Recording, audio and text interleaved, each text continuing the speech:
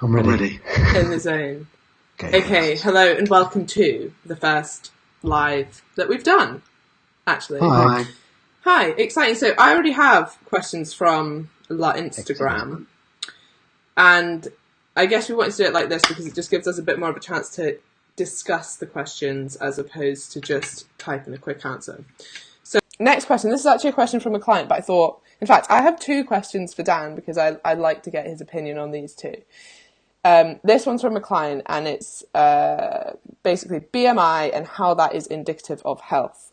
I do not feel like I am obese, but I would like to think that I am a size 12, that many people... Okay, basically, so she's been told that she's obese due to BMI, but she doesn't So am I. We have that in common. I'm obese.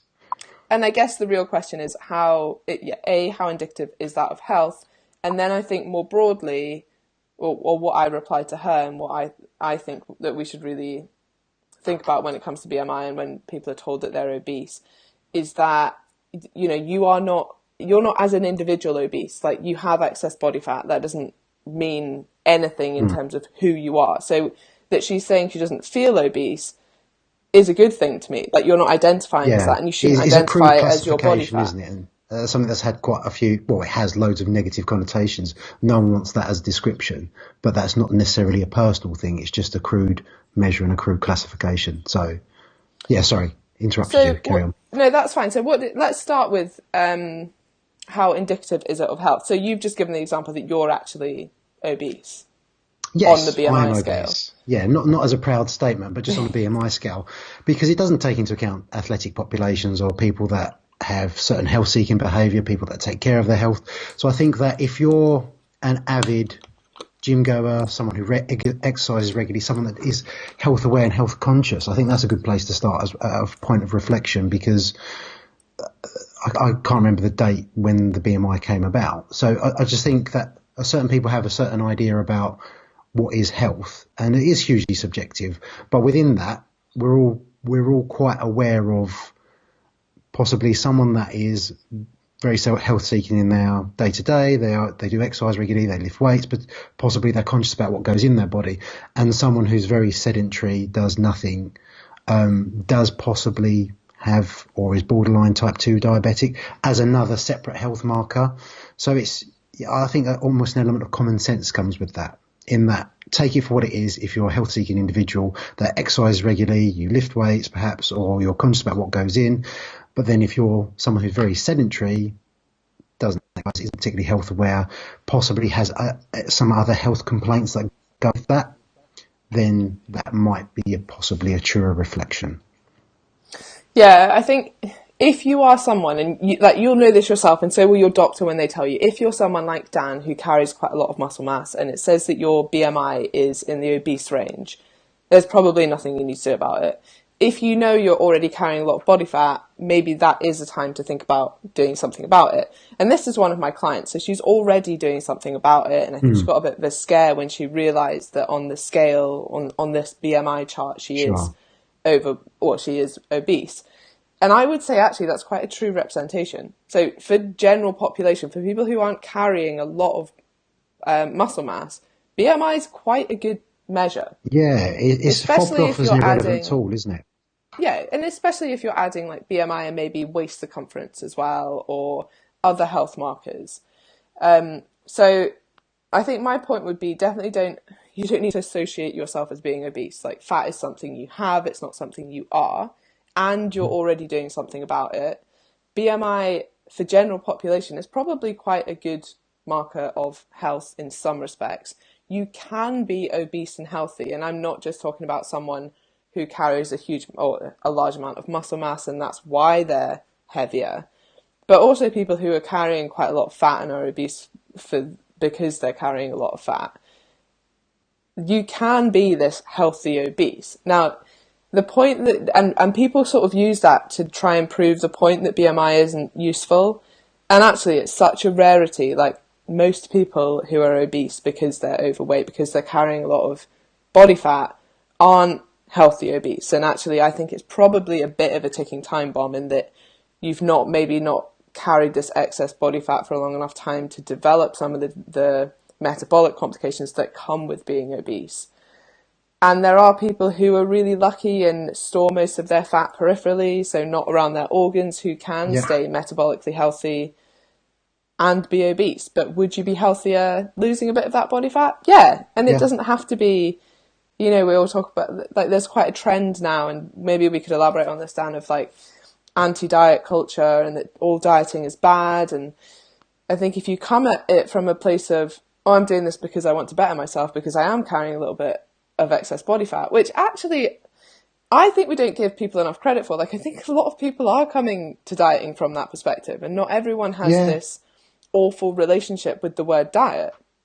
Yeah, it's from a point of self-improvement. And also I think it's important to mention it's a preemptive tool. Like, by classification, it's not, a shameful thing in that it's meant to shame you and make you feel that way. Unfortunately, like modern day society and the way that it's banded around, there does, people do associate that with a certain amount of shame. But with that, what changes? If you're a health seeking individual already and you are training, you are looking to better your health, regardless of what classification or what box someone tries to stick you in, your action after that is going to be exactly the same. So actually just treat it as that. It's just your classification for now. It's a preemptive thing. And a lot of the cases in which it's used, it's a preemptive thing, as in, this is where you are now. If you continue down this path, you are likely to come across some metabolic complications. There is some risk that comes with increased adiposity, because that's the truth of it. A lot of the time this is fobbed off as a relevant tool. Actually, when you're, we've spoken a bit about obese, but when you're bordering the morbidly obese category, I don't think there's many examples I can think of where anyone, even an athletic population, is classed as morbidly obese that doesn't come with some health implications as well. So it's something because even if you're carrying that much muscle mass, like, that's not lot to carry around. Yeah, and to use an extreme example, there are probably some, although I'm sure they wouldn't even look at it, some high level bodybuilders that would be classed as morbidly obese. But again, with that, they carry that amount of muscle. It might not be an adiposity thing, but there will be health implications with that as well. So it is a tool. It's a tool, and I think people just need to take it and treat it as that. It's not a name someone's being called you. It's not a personal attack. It's just a box that someone's trying to cram you in, even if that's temporarily. Yeah, I think that's such a good point. It shouldn't be a description of a person. It's more a categorization of something. And I think that actually largely what it's needed for and used for is things like research, so that we know which populations might be at higher risk of certain things and how they can be treated. But I think we have answered that question. So moving on to the next one. This is, again, from Instagram. So it's perimenopause. So many different views on training and eating around this. What are yours, please? Do you want to start, Dan? The honest and short answer, which we can expand on, is there aren't a great deal of changes to make around menopause. Obviously around certain cravings and things like that. If you are following, and we're talking about real specifics now, so if you're in the nitty gritty, you are tracking macros, you are trying to stick to a calorie deficit, it might be that you fluctuate things in terms of you've got your set calorie deficit or your numbers you're trying to stick to. You could perhaps look at weekly targets rather than daily targets. Further within that, you can find things as keeping your protein targets the same, but perhaps when cravings are high, fluctuating, so you have a higher carbohydrate intake, days where you're going longer without food, perhaps a higher fat intake to increase your feelings of satiety. But apart from that, I don't do a great deal more, in honesty. It may be, when things get complicated, and this is, obviously this can be case specific, when things like hormone replacement therapy come into play, they obviously have a knock-on effect. It is the most recent research I've read, nothing recent, but actually around the menopause with that little drop in estrogen, it can be actually a good time to really get involved in strength training and capitalize on things there in terms of, not to the extent of men, but adding a little bit of lean muscle tissue, becoming a little bit more metabolically active, make better use of your calories and things like that. Yeah, that was the one thing I was going to say, is that around your menopause, especially as you're going through it, one thing will be managing symptoms, because some people really suffer during this time and others have less symptoms. But one of the key things that happens that we want to try and reduce is that you tend to reduce bone mineral density and muscle mass. And that's due to, as Dan was saying, a drop in estrogen levels. So it's probably one of the most important times to resistance train and watch your diet, because the other really annoying thing that happens around the menopause is you tend to store more fat viscerally, so around your organs. We kind of touched on that, but then didn't explain it just a second ago. So if you store fat around your organs, it's much more likely to cause metabolic problems, so things like cardiovascular disease, type 2 diabetes.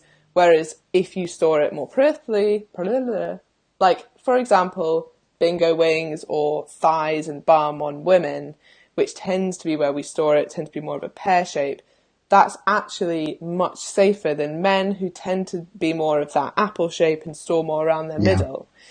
And that gives them a higher risk of cardiovascular disease. That's one of the key reasons that men are at higher risk than women.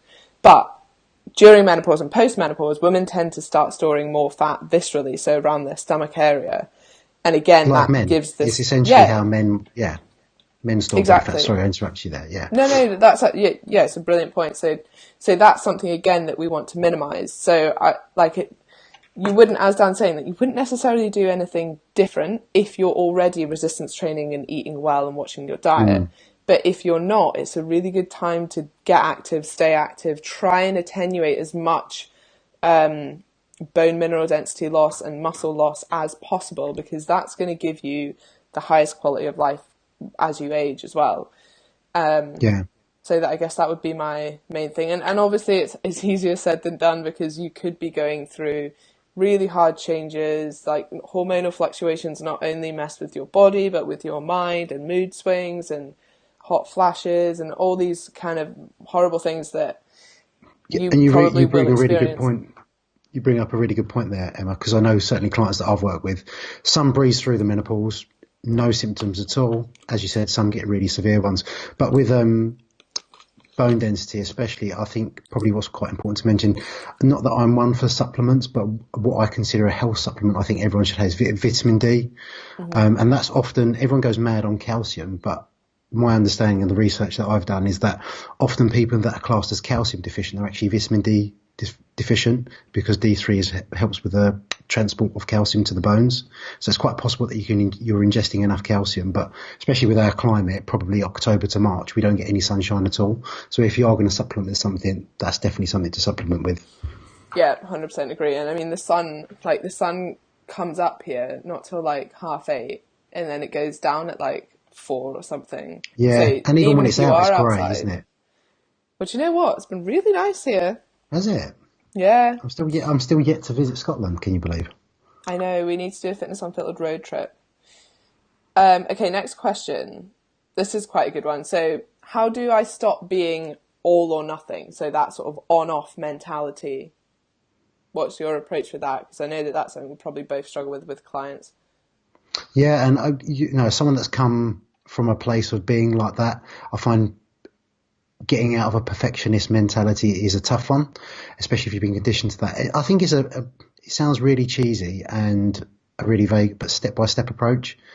We've spoken about habits previously. Habit stacking is quite a good one, and that's something that you consistently do. Try and embed and stack those more favourable. I'm not going to say good or bad. Sorry, just what is habit stacking? Just give a little bit of an explanation. Habit stacking is an existing habit that you consistently have. So something as simple as brushing your teeth every day, trying to implement something more favourable on top, or something you're trying to implement on top. So it may be as simple as, I'm not going to say good or bad, but a more favourable habit might be that if you struggle to get the gym after work, for example, is that you pack your bag the night before and leave that by the door. That's an extra thing that you do, perhaps after you brush your teeth, but something that's built in that you do day to day. Therefore, you have no excuse for not doing it. Sorry, we got so PC now that we can't even call habits good or bad. It is ridiculous. I'm tiptoeing around that, isn't I? Look, I'm not a fan around moralising terminology, but you and I both know that people have easily at more understandable terms they use. So clean eating, I hate clean eating, but I will talk to my clients about clean eating because they understand as a better approach to eating. Yeah, exactly. So, and they don't actually... Maybe have I got 2 PC? I've gone 2 PC. Like, people are oh, should I... Does that mean, people will think they should be washing, all of their food? I'm like, people aren't idiots. It is... Clients speak to me about clean eating, And what they mean is like taking out as much junk food as they normally eat. Yeah. Same as toning, It's not strictly toning, but we know what toning means. Yeah, And if we exactly. know what toning means, they know what toning. Yeah, sorry. Yeah. I don't actually get the argument around toning. People are like, it's not a thing. I'm like, well, no one has defined what it is, so how can it not be a thing? It's just a description. They're like, no, it's you have to build muscle and lose fat. I'm like, yeah, which is effectively what toning is, no? No, yeah, that's my understanding of it anyway. But it's when you get people come to you like, I want to put on not too much muscle, but I want to be like really lean, but not too lean. Like, is that simple? Yeah. I had a chat with someone today and they were talking about how they wanted to lose weight and build muscle, but they were only on 1,200 calories a day and they were struggling and stuff. And I was like, well, you won't build muscle on 1,200 calories a day. That's going to be like a big deficit. This woman's about 65 kilograms. And it was almost like she expected, and I'm sure a lot of people feel like this, that like, okay, so will I up my calories, build a bit of muscle and then drop them and lose fat? Like as if it's like a switch. Like as soon as you're in a surplus, you just build muscle. Muscle build. Fat burn, yeah. Muscle build. Which would be lovely. But yeah. I think given how long muscle takes to build, you can't just flip the switch like that. Like it's a consistent effort that you have to keep doing. You have to keep trying to progress in those lifts, and you certainly have to keep stimulating that muscle and telling it to grow. It's a much tougher, it's tougher to achieve physiologically, but I think psychologically it's a harder process to stick to because it's not as tangible. You don't get the results as quick as you get with fat loss.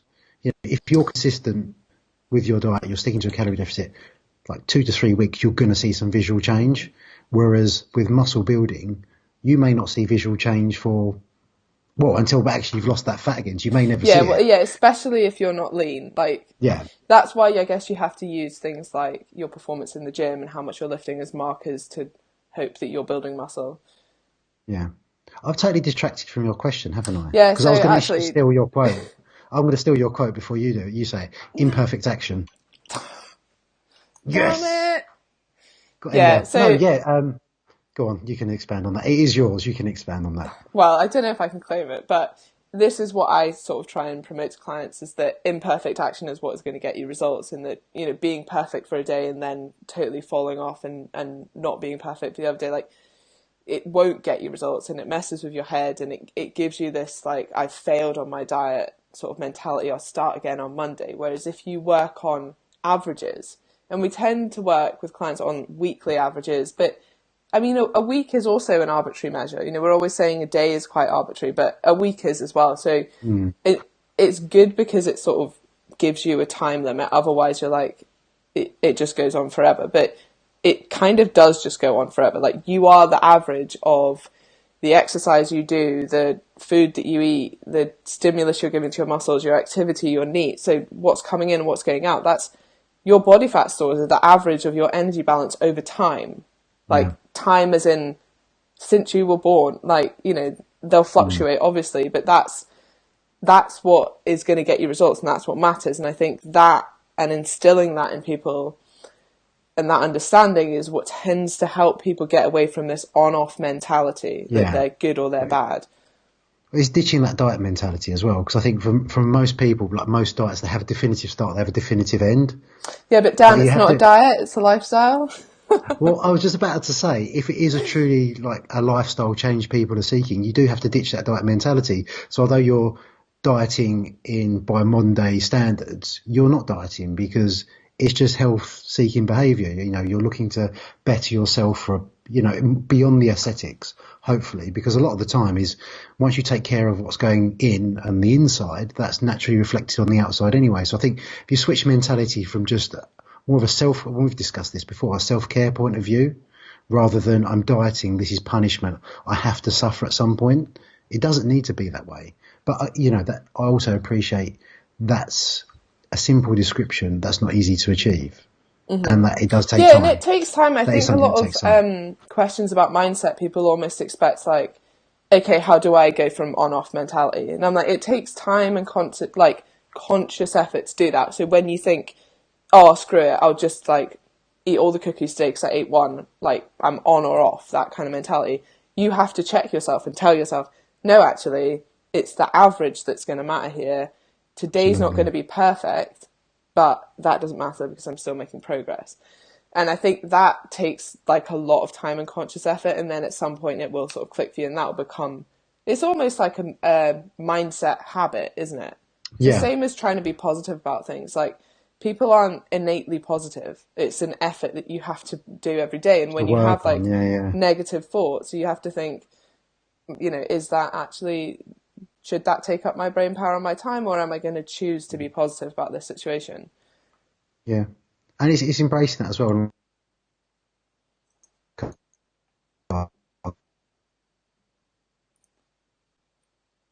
That fear of failure and that failure mentality, that on-off, is that, ultimately you don't want it to become a self-fulfilling prophecy either. Mm-hmm. You will fail along the way, and those little failures or lessons or however you want to class them, they're part of the process. You're not expected to get these things right away. And I often say this with my clients is, if we set calorie targets or we set a protein target and they go a couple of weeks and not quite achieving that, that's fine. This is a process we can refine over time. It will take time. You're not meant to get this stuff overnight. It's like anything you learn, you pick up a guitar, you're not, busting out the latest Red Hot Chili Peppers. When did the Red Hot Chili Peppers even release a track? You get the point. But you pick up an instrument, you're not expected to learn it overnight. It comes the same with tracking, dieting, exercises. It's a process you can refine. It's not something you pick up overnight. Yeah, and that's a good point about things like, let's say I've set someone a calorie target and a protein target and maybe a step target and the workouts that they want to do. That's like a blueprint that's why you check in with your coach, because, okay, that's not achievable for me, or I can't eat in that pattern, or actually I got injured, so we need to change up the training program. It's something that you work together to amend and change. And do you know what? If maybe we set your calories too high, maybe we set them too low, and changing that isn't a failure. It's part of the process, and it's finding what works for you. So that is a very good point. And just final point on that, to repeat what you said, that is your imperfect action, isn't it? You're not meant to get it right away. But the main thing there is you've been proactive in improving things. They're better than they were before. Yeah. You might not have it now, but what you're doing now is better than you were doing. So take that as a win in itself. Right, are you ready for the next question? Ready. Okay, actually, this one is more for you. It's from not even a client, actually, one of my good friends. She is a pole vaulter, and so probably for optimal pole vault performance, like, being light is quite a big deal. So even if you manage to relative load. Yeah, so she's very lean anyway, but she wants to lose like a few pounds before her next competition, quite short term. So in my head, and you'll be able to expand on this more because I know you've done quite a lot of sports performance, but this is what, anyway, with other things, like during that time, like leading up to a competition, like let's say the last week, when you're tapering down anyway, and if you're in a sport like pole vault where actually you don't need high carbohydrate stores, or it's quite the whole thing must take about 8 seconds or something, like running along and vaulting up. Yeah, short-term energy systems, that's what you're working on, isn't it? So would a low carb approach, where you're probably, she's probably going to lose 2 or 3 pounds going low carb, is that something you would suggest? Yeah, absolutely. Again, it depends on how much she wanted to lose. Because those fighters that I've worked with, those latter stages, that last week, they are tapering down. They're doing the minimal training, any sort of training adaptations they've been training for, they should be there already. So if it is primarily just a weight loss thing, I would most definitely, that would be my go-to, is a lower carbohydrate diet, because, we're taking for granted that people understand the reason behind that, but lower carbohydrate diet, lower amount of water retention, possibly look at less sodium, or use salting your foods less, the little 1% probably, they're all going to make the slightest bit of difference. And even to point, again, it depends on, fighters that I work with, they're going to the extent where they have to drop quite a lot. Well, hopefully the fighters I work with now don't let themselves get too heavy, but if they do need to drop it towards the end, it may even be manipulating a little bit of water, and that, Yeah, I just thought it was a really interesting question, because normally, like, you're talking about fighters, okay? So I imagine they will weigh in, and then they're going to, like, rehydrate, refuel, as quickly as possible, probably try and fill up those glycogen stores, get in a lot of like glucose type things, glucosade, and like high carb sort of stuff. Because it doesn't matter what they weigh when they're fighting, because they've already weighed in. Yeah. But it's quite interesting in pole vault, because obviously you want to be as light as possible, because even, you know, at the top of a pole, vaulting your own body weight, 2 pounds is probably going to make a decent amount of difference at a high level. And I guess that's just a bit different, because you're not going to like eat more after the weigh-in. You're still going to be at this sort of depleted state, but it won't hugely matter, because you're probably not going to need a lot of glycogen in your muscles to vault over, you know, to do an 8-second bout of exercise. Yeah. It's looking at the demands of the sport, isn't it? So, you know, with glycogen stores, a smaller body, is going to require less glycogen stores anyway. So the likelihood of replenishing those stores is going to be achieved over a much shorter amount of time. But I guess you wouldn't want to beforehand. No, and you know, in terms of like the adaptations they're after, it's more neural based than muscular based, in terms of like stretch reflex and being super efficient at power work. Super efficient at power work. That stretch reflex cycle, you know, these are all neural adaptations you're chasing. They're not necessarily muscular. So almost looking at it from a muscular point of view, I think you can skew things, because as you said, like glycogen stores, they're not necessarily going to be an issue. Obviously, if they're replenished and full as possible, it's only going to help sports performance on the day, but ultimately that will make them heavier. So it arguably because even like I'm trying to think of another sport, like apart from like, I don't know, long jump or high jump as well, where, because even if you're weighing in for weightlifting, you probably want to replenish before you lift. Like, even though it's a very short, like, you're not going to be going into glycogen stores. Yeah. But at the same time, weight moves weight. So if you're a bit heavier, actually, it's going to be a benefit after your weigh-in. Yeah. So it's just, it was an interesting question. I was like, I wonder what Dan would think of that. My honest answer, okay, that would be the short-term thing. But because it isn't a make weight sport, I'd probably look at body composition and much, much further away from competition, and actually, you're totally right. But she is pretty, you know, like abs on a girl lean. Yeah. Already. Yeah. So it's just that short term, like the week before, if I'm tapering, can I also like drop my carbs as well, maybe? Yeah, you could, but then I'd possibly say, why would you want to, when actually, if you addressed that earlier in the off season, would it make more sense to actually just focus on getting that individual stronger and more powerful? And actually, I think 100% like off season, all year round, like fuel your body, fuel your workouts, fuel your adaptations, but then maybe a week before. Anyway, actually, there's a question that just popped up for you, Dan, that we should answer. So it's advice about doing a strength and conditioning course, and if it would add to personal training as a general pop personal trainer.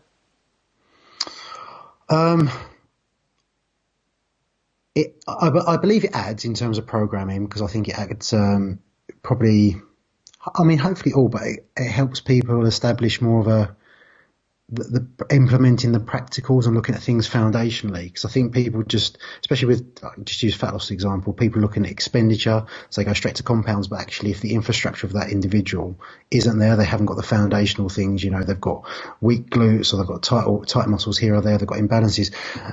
Strength conditioning courses do expand on that, but strictly speaking, if you work with Gen Pop, no, would be my short answer.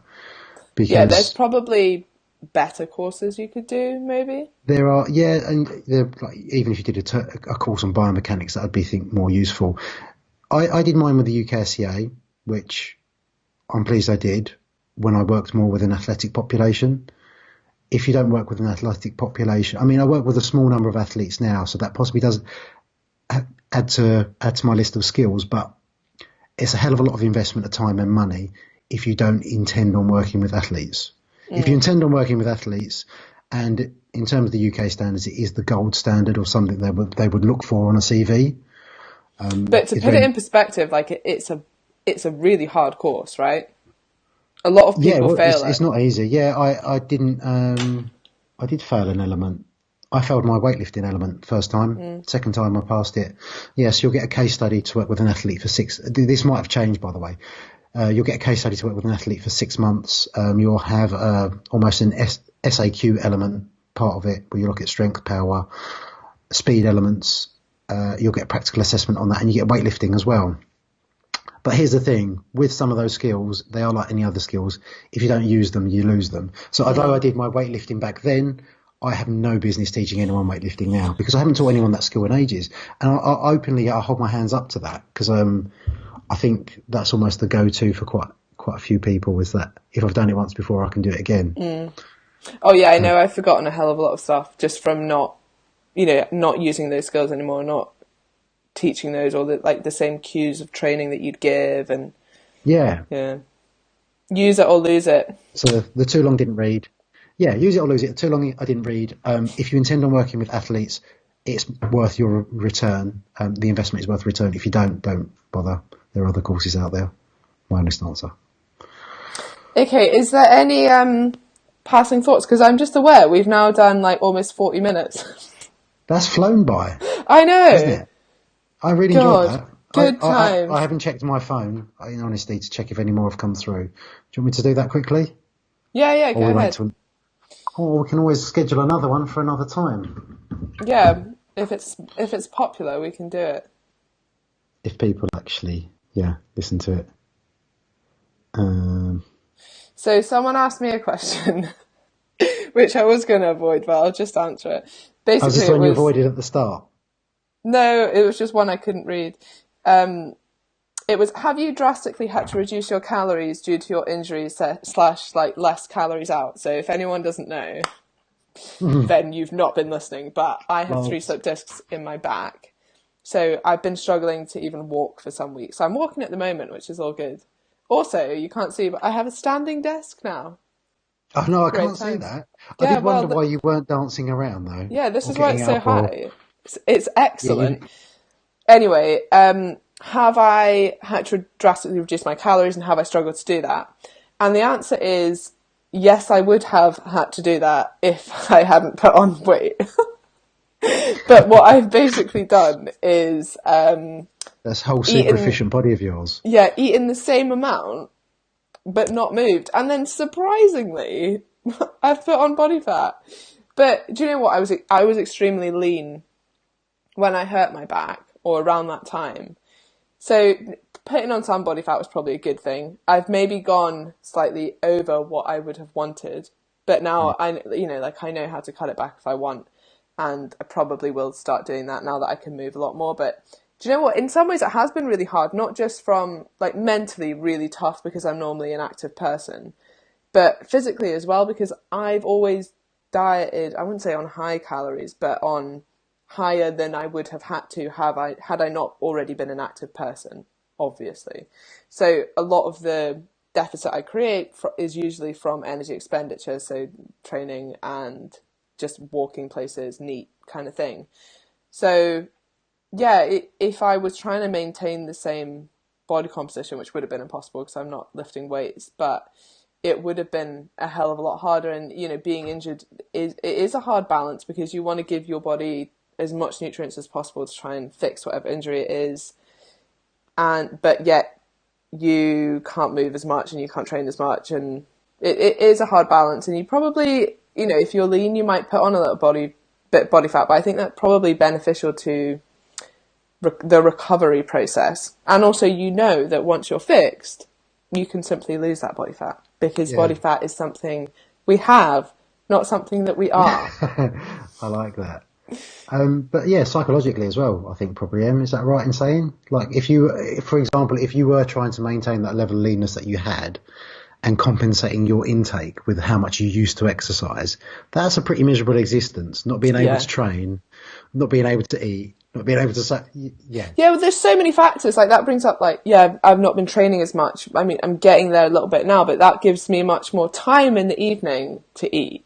All these things add up. So being busy is actually quite good for dieting, because you've got half an hour to eat your meal, and then you're not like, I just snack on this and this. You're busy doing the next thing, or you're going to the gym, and it's much easier. In fact, we had another question about how to gain weight and it not sort of affect your head. So if you've worked so hard to lose weight, it's really hard to gain weight without sort of freaking out about that. And it is really hard if you're not, like, I'm very aware that if I'm gaining weight and lifting and still going to the gym, all that weight that I'm gaining is not muscle. Like, it's very hard and slow process to build muscle. But, like, kind of, like, you've got that feeling that some of it might be muscle, and at least I'm still active. And, you know, this isn't, so it's much easier, I think, to gain weight when you're exercising, because, and also you get the benefit of the performance benefit. Yeah, of course. Which I will say I have had. So I've not done much exercise at all. And I benched 62 kilograms the other day. Unit. I know. Yeah. Oh! But once that back is better, just go to powerlifting. Yeah, well, I think maybe just the bench press. Is that a competition?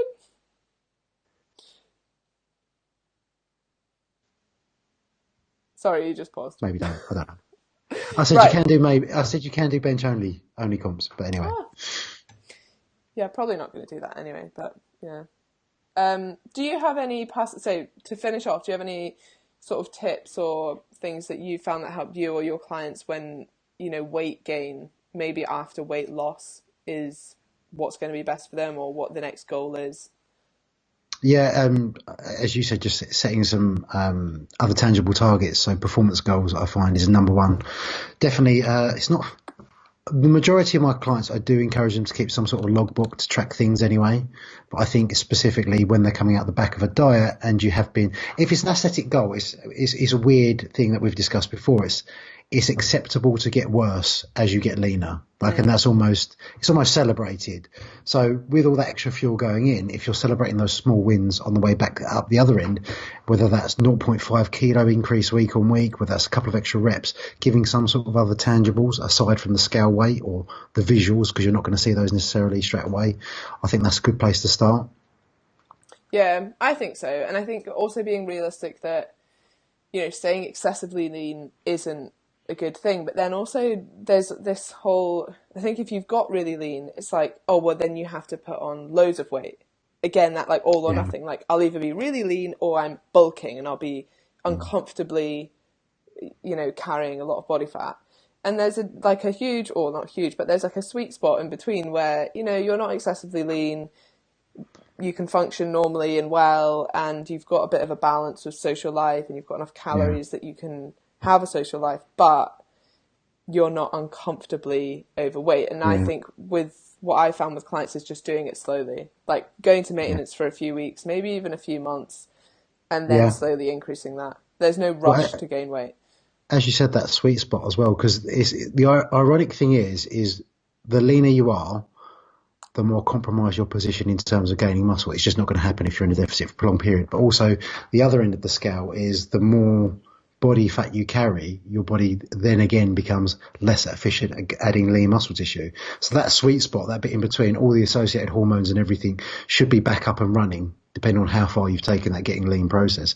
But then obviously with increased adiposity has a knock-on effect to certain hormones, which don't then help the process of adding lean muscle tissue. So that whole, to want to use a bro phrase, dirty bulk thing, is, I think that's hopefully a dead concept, that people don't just pile in a load of calories and lift loads of weight, because you will put on lean mass, but you will put on a ton of body fat in the process as well. Well, yeah, because a lot of people are like, right, I'm going to do a big bulk, but then I'm going to do it like 3 cuts in between it, where I do like 2 weeks of dieting to reset my hormones. And what we mean is like insulin sensitivity and leptin sensitivity and things like this.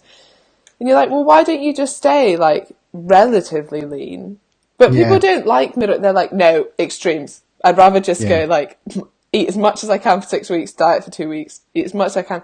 And yeah, Dan's right. I think especially for women, and if you've been lifting for a long time as well, like muscle takes so long to grow that you need to be, you can probably build muscle at around maintenance, but maintenance or airing on just above and sit around there. Well, there is research into actually building muscle in a deficit, probably more in newbies, but of course the question is why would you want to? Even if you're at maintenance, you can add muscle, as you said, or even, you know, a couple of hundred. If you're worried about adding too many extra calories, sit a couple of hundred above. You know, as soon as things start stalling, you're not getting stronger, you're not necessarily noticing visual change. Scale weight has stalled, then you can add a little bit more. It doesn't need to be an all or nothing again. Yeah, for sure. I think definitely if we come back to the question, which was kind of about how to get your head around it, would just be to do it slowly. And then sort of, you know, what's really helpful is having someone like a coach or even a friend just to be like, to sort of check in with, like, okay, you know, how are you feeling now? Like, what do we need to change anything 2 weeks on? And what I would say is people are so quick to change things. Like, if you go from being in a diet to even maintenance, your weight will go up.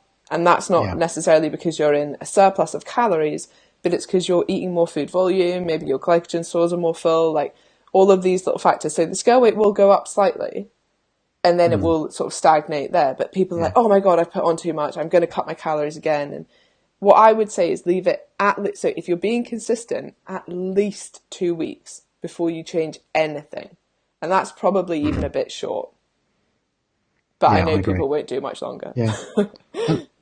No, I mean, people will quite happily diet for 16 weeks and bulk in air quotations for 2 weeks and be like, oh no, I need to go on a cut. Yeah. I've been there. But yeah, I have as well. I'm saying that in jest. I've been there. But also take some comfort in that if you have got incredibly lean before and you're on the process of adding some lean muscle tissue, and with that so comes some added body fat, just take some comfort in knowing that you've done it before, you can do it again. You know, yeah, do you know what? That's really helped. Sorry to butt in. Like that's really helped me with my mindset. Like, I am a little bit uncomfortable with how much body fat I have at the moment. I mean, it's not an unhealthy amount. It's just a little bit uncomfortable for me. But also, I'm in no rush to lose it because I know how to lose it. Like, I've done it before. I can do it again if I choose and when I choose to do that. Yeah, and I think from a client perspective as well, if you are working with a coach and you're, you know, it's easy to get stuck in that mentality. If you've been probably in a slightly larger body and carried a certain amount of weight, you're always fearful of going back to that place. But if you're working with a good coach and you know, they've implemented some education in there, you've learned how to track calories, why you track calories, how to fluctuate calories. It's an empowering process in which you have learned how to get there again in the future. So yeah, just take assurance in that you've done it before, you can do it again, even without that coach probably. Yeah, for sure, because hopefully they will have taught you. What's the saying from the Bible? Teach a man to fish. You're asking the wrong person. No, give a man a fish, you feed him for a day. Teach a man to fish, you feed him for life. And that's the sort of approach that I know Dan takes as well, but like I like to take to coaching, is that I like people to understand why, I like them to ask questions. That's why we do so many podcasts and things, so that people understand the process, so that they don't necessarily need us. If they still want to work with us, that's absolutely fine. And I think you get a huge amount from accountability and support as well as education. Yeah. But yeah, a lot of my clients don't necessarily need me anymore, but I help the process. Yeah, same. The knock-on effect of that as well, because, you know, truly empowered people, I think, they share that information with other people. Mm-hmm. So, and, you know, there's many fitness professionals, and I've been there, like, you get annoyed with the information that's out there about quick fix diets. But if you're working with someone, you hear about them going into the office after some significant lifestyle change, and actually they're telling people in their office that get on MyFitnessPal or, you know, buy a Fitbit tracker. It's quite nice to hear that they're sharing their wisdom as well. So it gets the message out there to a wider audience. Yeah. And I'm sure you're the same as me, but like my goal is to help as many people as possible, and if that's by educating one person and then they educate a couple of people in their office, and then they're sharing that with their families and talking about things and downloading MyFitnessPal and tracking and trying things, all the better. And like the information we both give out like is enough that you could do like reach your body composition goals. But that doesn't necessarily matter. I think some trainers get a little bit like, why would I give out all of this free information? Why wouldn't you? Why wouldn't you? And what you're paying for when you work with us, if you do, is the application of that information to you specifically, plus the support and accountability and all these other aspects. But yeah, there's all the information's out there. Like even Google stuff, it's all there. Yeah, what you're paying for with a coach or with an expert is applying that information to you as an individual at the time that you're at and with the support that you need at that time. Yeah. Because everyone's got different constraints, barriers, etc. Yeah. Right, we will finish now because we're almost going to be an hour. Yeah, that was awesome. We'll do it again. Yeah, Thanks for watching if you watched.